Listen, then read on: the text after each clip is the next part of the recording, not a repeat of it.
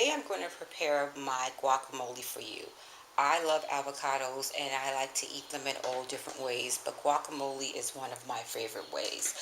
To begin, I started with two Hass avocados. I cut the avocado down the middle, opened it, removed the pit, scraped out the avocado, and then just coarsely chopped it. To this, I am going to add a very small amount of a red onion. Naturally, you can tailor any recipe that you're preparing to your taste. The more you add, the more the flavor is going to be enhanced. The less you add, the less the flavor is going to be enhanced. So my children seem to like a very mild red onion taste. So I chopped up a very small amount of red onion, and that's what I'm going to add to this recipe. This recipe also calls for cilantro. Cilantro is also known as coriander, and this is what cilantro looks like when you buy it from the produce section of a supermarket, or if you buy it fresh from a farmer's market. It's on a little bit of a stem. You have to peel it off and you have to lightly dice it. So this is the cilantro that I've chopped up, and as you can see, it's very fine. So I'm going to add that to the mixture also. And this equates to about 3 stems of cilantro chopped up.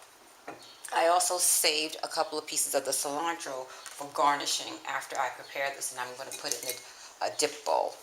This is one tomato lightly diced up, so I'm just going to add that as well to the mixture. And now it's starting to look really colorful and pretty. I had 2 limes that I squeezed the juice out of. Just to give you an idea of the size of the limes that I used, the 2 limes that I'm referring to are this size here. And I also have an extra lime, which you're looking at right here, which I'm going to use to garnish the guacamole after it's done, and I put it in the dip bowl with the cilantro.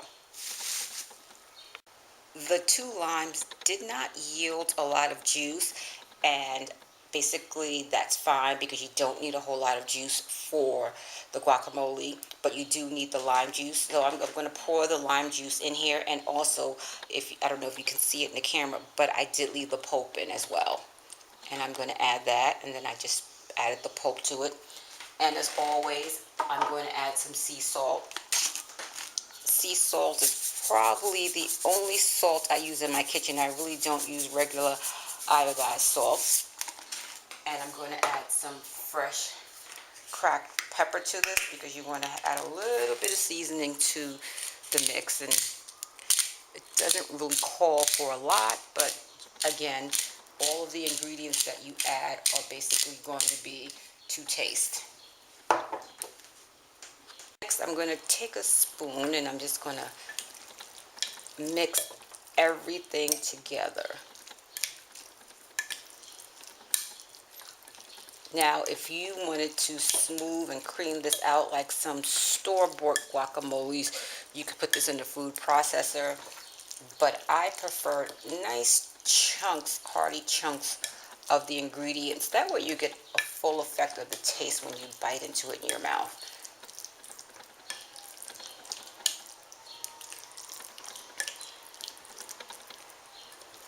And basically, that is all it takes to make guacamole. It's just a lot of dicing and preparing in the beginning, but once you have that done, it is perfect and it's ready to go. So now what I'm going to do is I am going to scoop out some of the guacamole and put it in my dip dish. And you don't have to scoop it out for perfection, and it doesn't really scoop out that much, but I'm just using the scoop because I like to use the scoop so I can kind of figure out how much I'm putting out when I'm serving guests.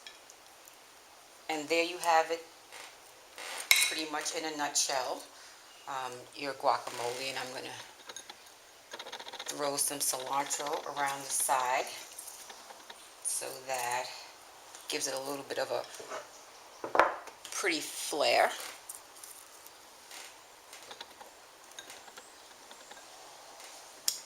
And then I have some slices that I cut up of the extra lime, and I'm gonna sort of like throw them on top.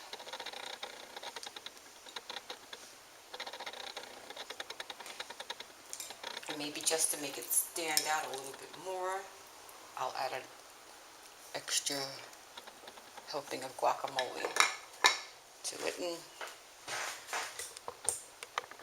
pretty much that's the whole dish.